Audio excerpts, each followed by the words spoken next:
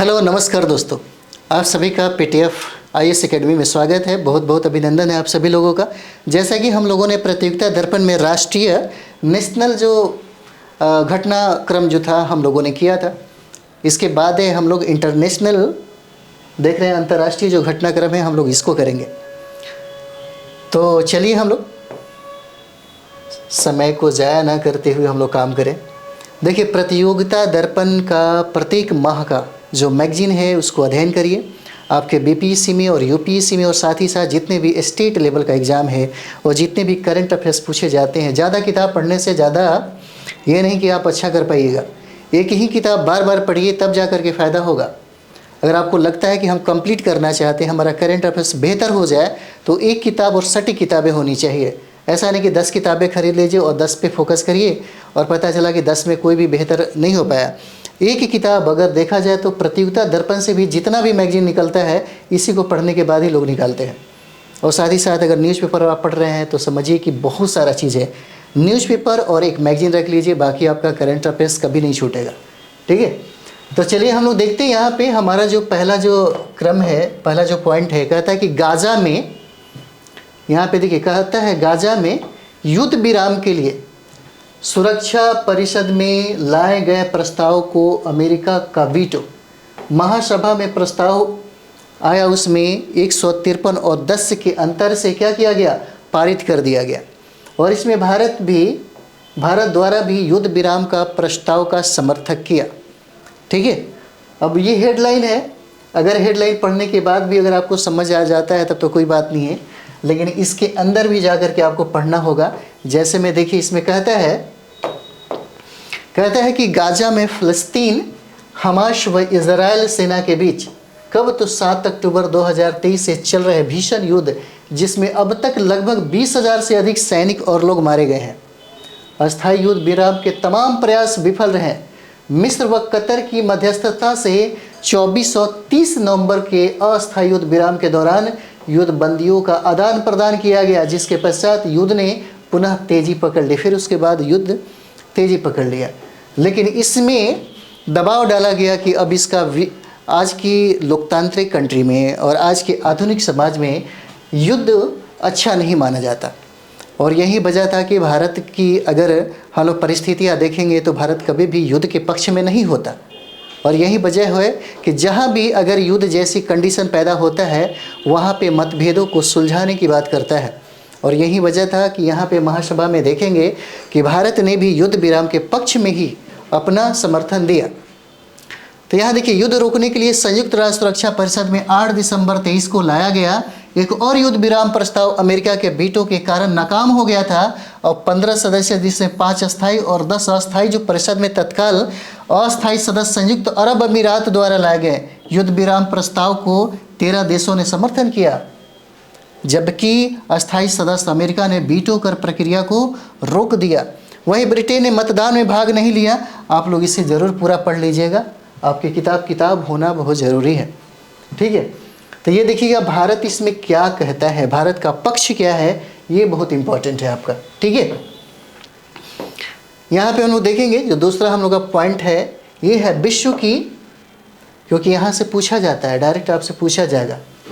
ठीक है, ये बहुत इंपॉर्टेंट है, पूछा जाएगा विश्व की सर्वाधिक शक्तिशाली 100 महिलाओं की फोर्ब्स सूची में भारत की 4 महिलाएं जो हैं, 4 महिलाएं का संबंध किस कंपनी के साथ और किस पेशे के साथ है, इसे भी याद रखिएगा। और सबसे जो ज़रूरी है, यूरोपीय आयोग की जो अध्यक्ष है उर्सुला वॉन डेर लेयेन, विश्व की सबसे शक्तिशाली महिला होने का प्रमाण दिया है। इनका नाम है उर्सुला वॉन डेर लेयेन, यूरोपीय आयोग की अध्यक्ष हो जाती हैं, आप देख सकते हैं, है ना।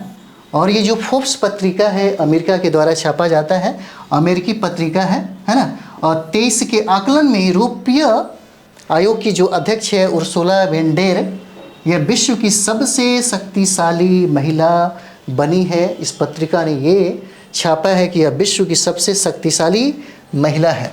आगे हम लोग देखेंगे, आप चाहे तो दूसरा भी देख सकते हैं, ये फ़ायदा हो सकता है आपको।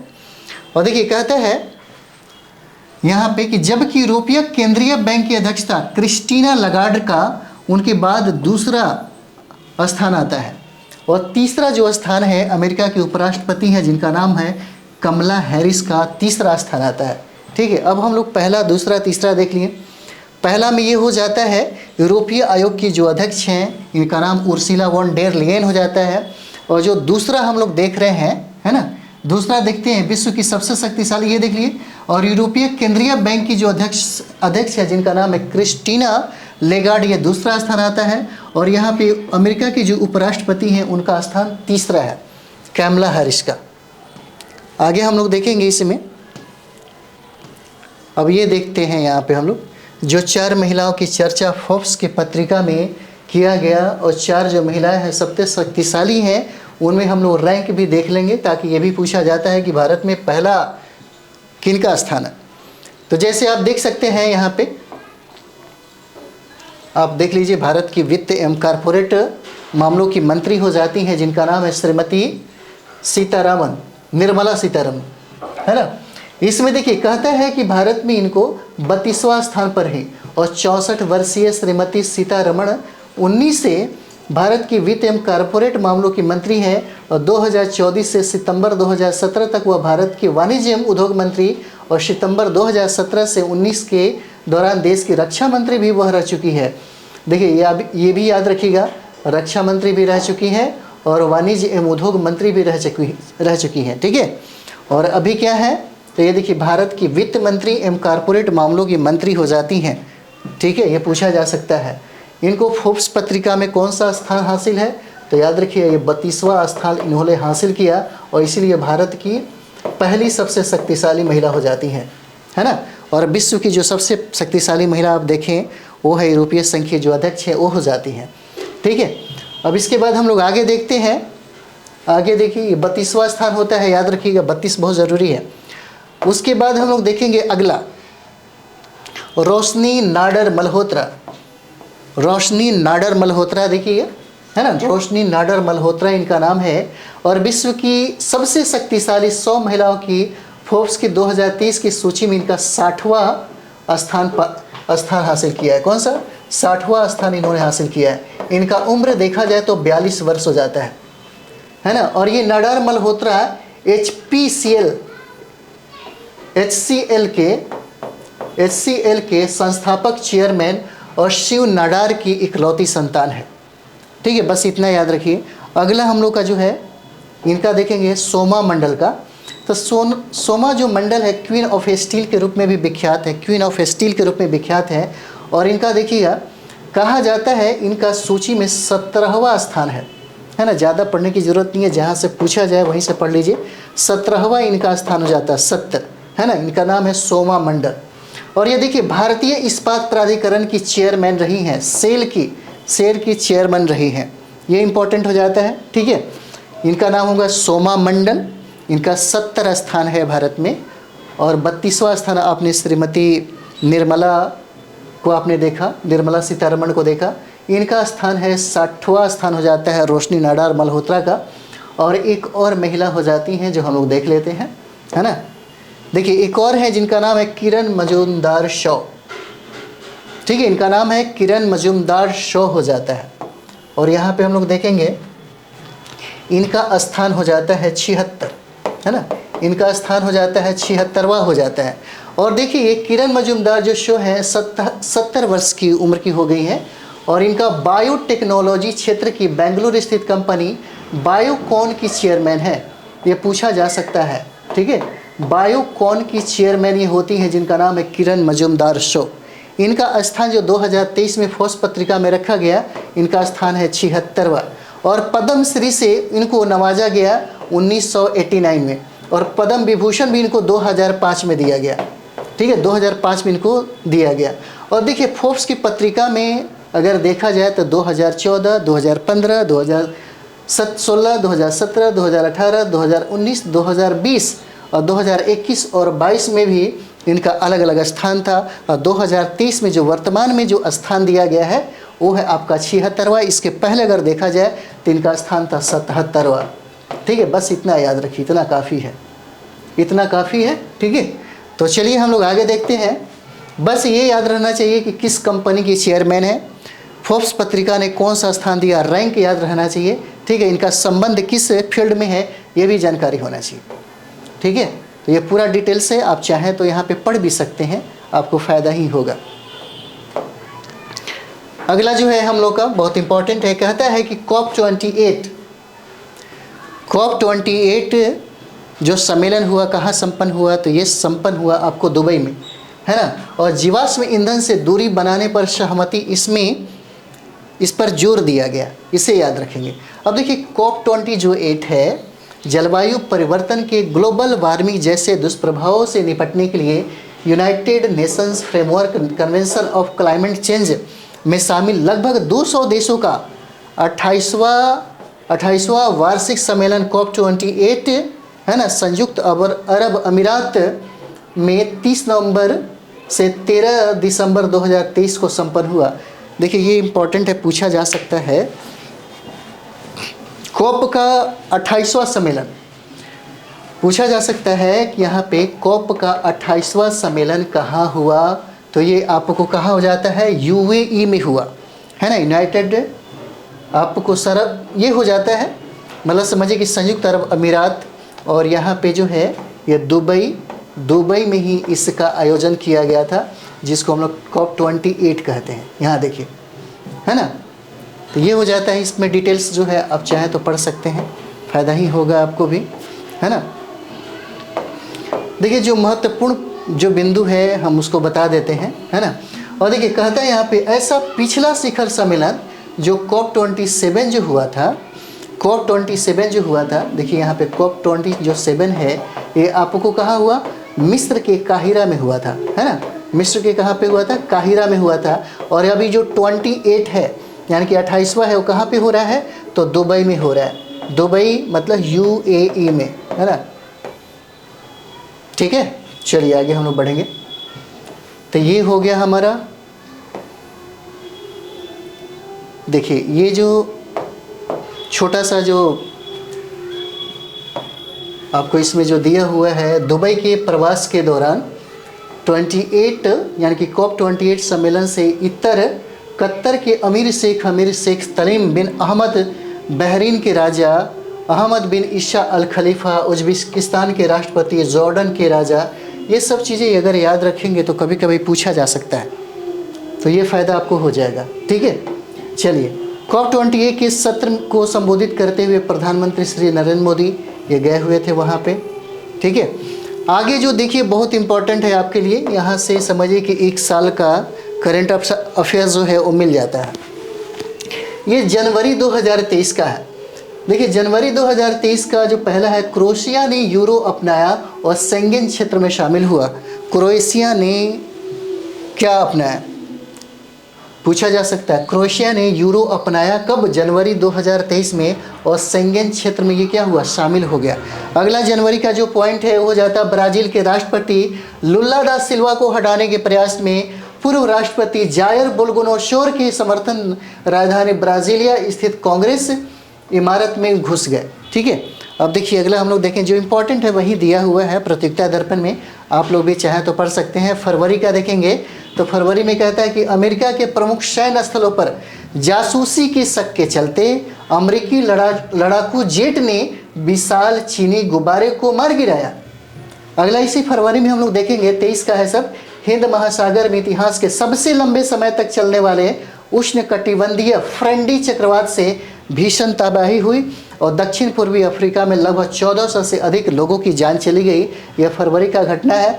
और फरवरी में तुर्की और सीरिया में विनाशकारी भूकंप से लगभग 60,000 लोग मारे गए और 20,000 जो लोग हैं वो बेघर हो गए। ठीक है, अब हम लोग देखेंगे मार्च का जो घटना है यहाँ पे, ये देखिए मार्च का भी घटना पूरा दे देगा आपको, एक साल का टोटल इसी में जो इम्पोर्टेंट है। सी जिनपिंग 5 साल के कार्यकाल के लिए तीसरी बार फिर से चीनी राष्ट्रपति चुने गए हैं। चुनाव हुआ था मार्च में।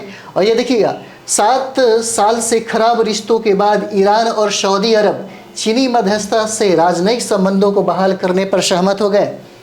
अगला देखिए कहता है कि रूस द्वारा यूक्रेन के कब्जे वाले क्षेत्रों से बच्चों को अवैध तौर से रूस भेजने के आरोप में राष्ट्रपति व्लादिमीर पुतिन के खिलाफ अंतर्राष्ट्रीय आपराधिक न्यायालय से गिरफ्तारी वारंट जारी किया गया। उसके बाद हम लोग अप्रैल में देखेंगे, तो अप्रैल में कहता है कि 31वां सदस्य के तौर पर, ये बहुत इंपॉर्टेंट हो जाता है, 31वां सदस्य के तौर पर फिनलैंड के जुड़ने से नाटो संगठन की रूस के साथ सटी सीमा दोगुनी हो गई, है ना। अगला जो हम लोग पॉइंट देखेंगे इसमें, देखिए बहुत जल्दी जल्दी कर ले ताकि हमारे यहाँ आज ये सरस्वती जी का विसर्जन है तो बहुत ज़्यादा आवाज़ आएगा अभी तुरंत ही, इसलिए हम जल्दी जल्दी ख़त्म करना चाहते हैं। अब तक का सबसे बड़ा और सर्वाधिक शक्तिशाली रॉकेट स्पेस एक्स का स्टारशिप अपनी पहली परीक्षण उड़ान के दौरान 4 मिनट में फट गया। अगला पॉइंट देखिए, कहता है कि चीन को पीछे छोड़ भारत दुनिया का सबसे अधिक जनसंख्या वाला देश बन गया। 142 करोड़ से कहीं ज़्यादा जनसंख्या हमारे भारत की हो गई। 2011 की जनगणना देखेंगे तो दूसरा स्थान था। 2021 वाला अगर देखेंगे 21-22 वाला, तो सबसे विश्व का सबसे ज़्यादा जनसंख्या वाला हमारा भारत हो गया। विश्व स्वास्थ्य संगठन ने घोषणा की कि कोविड-19 महामारी अब ग्लोबल हेल्थ इमरजेंसी नहीं रही। अगला देखिए, कहता है कि लंदन में ब्रिटेन के राजा और रानी के रूप में चार्ल्स तृतीय और फैमिला का राज्याभिषेक हुआ था। रेसेप तैयब एर्दोगनी तीसरी बार तुर्की के राष्ट्रपति बने हैं। ये पूछा जा सकता है आपसे, VVI है। रेसेप तैयब एर्दोगनी ये तीसरी बार तुर्की के प्रेसिडेंट बने हैं। ठीक है, चलिए आगे हम लोग देख लें। आगे देखिए, जून का है हम लोग के पास, तो जून में क्या क्या घटना हुआ उसी के बारे में कहता है कि भारतीय राज्य उड़ीसा में 3 ट्रेनों की टकराव में 290 से अधिक लोगों की मौत हो गई। 290। अगला पॉइंट है, कहता है कि कनाडा के जंगल की आग का धुआं अमेरिका के पूर्वी राज्यों में फैलने से लाखों के घर में, है ना, लाखों को घर में रहने की चेतावनी दिया गया। उसके बाद जो बहुत इंपॉर्टेंट है, आपसे पूछा जा सकता है, वो है टाइटैनिक के मलबे को देखने निकली टाइटन पनडुब्बी में विस्फोट के कारण उसमें सवार सभी 5 लोगों की मौत हो गई। ठीक है, अगला कहता है कि भाड़े के सैनिक समूह वैगनर के प्रमुख येवेगेनी प्रिंझोगनी ने रूस के खिलाफ अपना सशस्त्र विद्रोह अगले ही दिन बेलारूस की मध्यस्थता के बाद वापस लिया। 2 महीने बाद विमान दुर्घटना में प्रिझोंगिन की मृत्यु हो गई। उसके बाद देखेंगे हम लोग जो पॉइंट है हम लोगों का जुलाई में कहता है कि पृथ्वी पर अब तक सबसे गर्म दिन रिकॉर्ड किया गया जब औसत तापमान 17.18 डिग्री सेल्सियस पहुंच गया। एलन मस्क ने ट्विटर का नाम बदलकर, है ना, एलन मस्क ने ट्विटर का नाम बदलकर एक्स के रूप में पुनः ब्रांड किया है ना। और अगला, नाइजर के राष्ट्रपति मोहम्मद वजीम को गिरफ्तार कर सेना द्वारा तख्ता पलट कर दिया गया। अगला देखिए, अगला कहता है कि राजकीय उपहारों की बिक्री से जुड़े मामलों में दोषी ठहराए जाने के बाद पाकिस्तान के पूर्व प्रधानमंत्री इमरान खान को गिरफ्तार कर लिया गया। उसके बाद इंपॉर्टेंट आपका अगस्त में ही चंद्रयान 3 को चंद्रमा के दक्षिणी ध्रुव पर सफलतापूर्वक उतार कर भारत ने इतिहास रचा। उसके बाद देखिए, डोनाल्ड ट्रंप अटलांटा जेल जाकर मग शट लिए जाने वाले पहले पूर्व अमेरिकी राष्ट्रपति बने हैं। अगला पॉइंट है कि सैन्य तख्ता पलट में गैबन के जो राष्ट्रपति हैं अली बोंगा को उखाड़ फेंकने उनके परिवार की 58 साल की सत्ता क्या हो गई, समाप्त हो गई। अगला पॉइंट हम लोग देखेंगे सितंबर में ही, और सितंबर में देखिए कहता है यहाँ पे कि मोरक्को में विनाशकारी भूकंप से लगभग 3000 लोग मारे गए। सितंबर की ही घटना है, नई दिल्ली में आयोजित G20 शिखर सम्मेलन अफ्रीकी संघ को 21वें अस्थायी सदस्य के रूप में शामिल किया गया, जो आपके एग्जाम के लिए बहुत ही VVI हो जाता है। ठीक है, आगे हम लोग देखेंगे यहाँ पे, इसी में है, कहता है यहाँ पे कि लीबिया के डरना शहर में शक्तिशाली तूफान जिसका नाम डैनियल के चलते 4000 से अधिक लोग क्या हुए, मारे गए। उत्तर कोरिया नेता जिनका नाम है किम जोंग उन ने बख्तरबंद ट्रेन से रूस जाकर राष्ट्रपति व्लादिमीर पुतिन के साथ क्या किया, वार्ता किया। कनाडा में अलगाववादी सिख नेता की हत्या में कथित रूप से भारत की संलिप्तता को लेकर कनाडाई प्रधानमंत्री जस्टिन ट्रूडो के आरोप में कूटनीतिक विवाद छिड़ गया और भारत ने पलटवार करते हुए इस आरोप को बेतुका और प्रेरित बताकर कनाडा पर भारत विरोधी तत्वों को पनाह देने का आरोप लगाया। उसके बाद हम लोग देखेंगे अक्टूबर, केविन मैकार्थी अमेरिकी हाउस ऑफ रिप्रेजेंटेटिव के स्पीकर पद से हटाए जाने वाले पहले व्यक्ति बने और अफगानिस्तान के हेरात में भूकंप से लगभग 2000 लोग मारे गए। ये अफगानिस्तान में था। अगला हम लोग देखते हैं यहीं पे कहता है कि हमास ने इजराइल पर आश्चर्यजनक ढंग से मिसाइल हमला करते हुए घुसपैठ की, जिसमें लगभग 1200 लोग मारे गए और 240 से अधिक लोगों को बंधक बनाकर ले गए।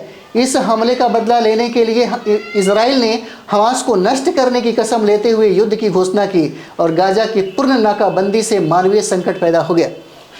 यह घटना आपको नवंबर 2023 का है। कॉलिंस डिक्शनरी ने 2023 में एआई को सबसे उल्लेखनीय शब्द घोषित किया, एआई, है ना। उसके बाद चीनी राष्ट्रपति शी जिनपिंग ने राष्ट्रपति जो बाइडेन के साथ एक महत्वपूर्ण सम्मेलन में भाग लेने के लिए 2017 के बाद पहली बार अमेरिका का दौरा किया। दक्षिणपंथी उदारवादी जेवियर माइली अर्जेंटीना के राष्ट्रपति चुने गए और गिट वाइडस की दक्षिणपंथी पार्टी फॉर फ्रीडम ने नीदरलैंड चुनाव में अधिकांश सीटें हासिल किया। ठीक है, उसके बाद देखिए सितंबर की ये घटना है, दुबई में हुए COP28 जलवायु परिवर्तन शिखर सम्मेलन में ऐतिहासिक तौर पर पहली बार सभी देश जीवाश्म ईंधन से दूर जाने के समझौते पर क्या हुए, हस्ताक्षर किए। ठीक है, और अब्देल फतह अल सीसी तीसरी बार मिस्र के राष्ट्रपति चुने गए हैं, यह भी इम्पोर्टेंट है। और इजराइल हमास युद्ध में गाजा में मरने वालों की संख्या 20,000 की पार हो गई है, 20,000 से कहीं ज़्यादा हो गया है। ठीक है, उसके बाद देखिए यहाँ पे हम लोग अगला पॉइंट देखेंगे, कृत्रिम बुद्धिमत्ता पर वैश्विक भागीदारी। कृत्रिम बुद्धिमत्ता पर वैश्विक भागीदारी शिखर सम्मेलन जो है इसको हम लोग देख लेंगे। तो यहाँ पे देखिए कहता है कि आर्टिफिशियल इंटेलिजेंस से तात्पर्य कंप्यूटर अथवा कंप्यूटर द्वारा नियंत्रित रोबोट एवं मशीनों में मानव बुद्धि आधारित निर्णय लेने की क्षमता के समावेशन से है। ठीक है, इसको जरूर देख लीजिएगा। उसके बाद यहाँ पे देखिए आर्टिफिशियल इंटेलिजेंस पर वैश्विक भागीदारी, है ना, GPAI से तात्पर्य हो जाता है।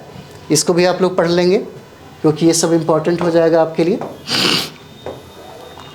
और यहाँ पे देखेंगे केन्या के राष्ट्रपति विलियम रूटो की भारत यात्रा। केन्या के राष्ट्रपति विलियम रूटो की भारत यात्रा। और देखिए जब भी पेपर में अगर या मैगजीन में या पेपर में जब भी आता है कोई देश का, तो कम से कम आप एटलस में जा कर के देखिए केन्या है कहाँ। ठीक है, और केन्या है तो फिर केन्या के बारे में आप पढ़ लीजिए क्योंकि पूछा जाएगा। और केन्या के जो राष्ट्रपति है जिनका नाम है विलियम रूटो, है ना, वो भारत यात्रा है। तो यहाँ पे देखिए राष्ट्रपति जो हमारे भारत की जो राष्ट्रपति हैं श्रीमती द्रौपदी मुर्मू के निमंत्रण पर केन्या के राष्ट्रपति विलियम समाई रूटो ने अपने देश के उच्च स्तरीय शिष्टमंडल के साथ भारत की आधिकारिक यात्रा कब किया, 4 से 6 दिसंबर 2023 को की। ठीक है, वो भी चीज़ें हैं यहाँ पे, आप चाहें तो इसको भी देख सकते हैं, ये सारे डिटेल्स आपको मिल जाएंगे। उसके बाद यहाँ पे देखिएगा जो इम्पोर्टेंट है आपके लिए, इम्पोर्टेंट है कि अल्जीरिया, सियरा लियोन, दक्षिण कोरिया, गुआना, स्लोवेनिया 1 जनवरी 2024 से संयुक्त राष्ट्र सुरक्षा परिषद के नए अस्थायी सदस्य होंगे। नए अस्थायी जो सदस्य होंगे याद रखिएगा कितने लोग हैं, तो यहाँ पे देखिएगा अल्जीरिया, सियरा लियोन, दक्षिण कोरिया, गुआना और स्लोवेनिया, है ना, ये 5 कंट्री हैं जो 1 जनवरी 2024 से, है ना, नए अस्थायी सदस्यता ये ग्रहण करेंगे। ठीक है, ये इंपॉर्टेंट है, याद रखिएगा ये सब चीज़ को। आगे हम लोग देखेंगे, बाकी बहुत सारा मैटर है, आप जरूर पढ़ लीजिएगा, है ना, जो इम्पोर्टेंट है मैंने वही कहा। अगला देखिए, अगला हम कहते हैं यहाँ पे 1 जनवरी 2024 से 15 सदस्यीय सुरक्षा परिषद की संरचना। तो 5 अस्थायी सदस्य हैं जो सब लोग जानता होगा। 5 अस्थायी सदस्यों में अमेरिका, रूस, फ्रांस, ब्रिटेन और चीन हो जाता है ना। 5 अस्थायी सदस्य हमेशा याद रखिएगा, बहुत इंपॉर्टेंट है, अमेरिका, रूस, फ्रांस, ब्रिटेन और चीन हो जाएगा। 5 जो अस्थायी सदस्य जिनकी द्विपक्षीय सदस्यता 31 दिसंबर 2024 को समाप्त होगी, ये भी पूछा जा सकता है कौन कौन कंट्री है। तो ये देखिए जापान, इक्वेडोर, माल्टा, मोजाम्बिक और स्विट्जरलैंड हो जाएगा। ठीक है, और जो 5 अस्थायी सदस्य जिनके द्विवार्षिक सदस्यता 31 दिसंबर 2025 को समाप्त होगी, उनका नाम है अल्जीरिया, सियरा लियोन, गुआना, दक्षिण कोरिया, स्लोवेनिया हो जाएगा। ठीक है, अब देखिए आगे का हम लोग देखें। आगे कहता है कि भारत के साथ हाइड्रोग्राफिक सर्वे समझौते को आगे नहीं बढ़ाने की मालदीव की घोषणा यहाँ पे हुआ है। देखिए मालदीव के बीच में जो विवाद हो रहा था, मालदीव और भारत के बीच में जो चर्चा है उसके बारे में ज़रूर पढ़ लीजिएगा अच्छे से। ठीक है, यहाँ से प्रश्न पूछा जा सकता है, पीटी अगर ना पूछा गया तो मेंस से ज़रूर प्रश्न पूछे जाएंगे। तो भारत विरोधी विचारधारा रखने वाले मोहम्मद मोइजू है ना, कि मालवीय के नए राष्ट्रपति के रूप में कार्यभार संभालने के साथ ही भारत के साथ मालदीव के द्विपक्षीय संबंधों पर प्रतिकूल प्रभाव परिलक्षित होने लगे हैं। चीन समर्थक जाने वाले मोहम्मद मोइजू ने राष्ट्रपति के रूप में शपथ ग्रहण करने के साथ ही मालदीव से अपनी सेनाएं हटाने का अनुरोध भारत सरकार से नवंबर 2023 में किया था। ठीक है, इसी की वजह से एक विवाद खड़ा हो गया था, जो आप जरूर पढ़ लेंगे, इसका फ़ायदा मिलेगा आपको। ठीक है, और यहाँ पे अगला हम लोग देखेंगे अब्देल फतह अल सीसी, है ना। अब्देल फतह अल सीसी लगातार तीसरे कार्यकाल हेतु मिस्र के राष्ट्रपति निर्वाचित हुए हैं, है ना। मिस्र के राष्ट्रपति निर्वाचित हुए हैं और वर्ष 2014 से मिस्र के राष्ट्रपति पद पर रहे अब्देल फतह अल सीसी लगातार तीसरे कार्यकाल के लिए मध्य पूर्व के सबसे अधिक जनसंख्या वाले, ठीक है, सबसे अधिक जनसंख्या वाले इस देश के राष्ट्रपति निर्वाचित हुए। ठीक है, चलिए आगे हम लोग देखेंगे। आगे जो बुक्स आपके पास होना चाहिए ताकि बुक्स का आप टोटल अच्छे से अध्ययन कर सकें। जो इम्पोर्टेंट है वही चीज़ें हम बता रहे हैं आपको, और यही चीज़ें भी जानना ज़रूरी है, पढ़ने के लिए बहुत सारा है।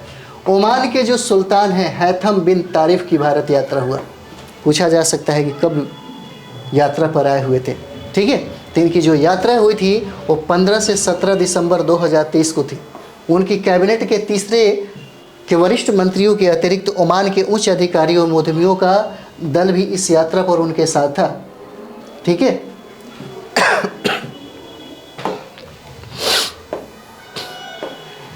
चलिए यहाँ देख लेंगे हम लोग। ओमान के साथ हम लोगों ने देखा।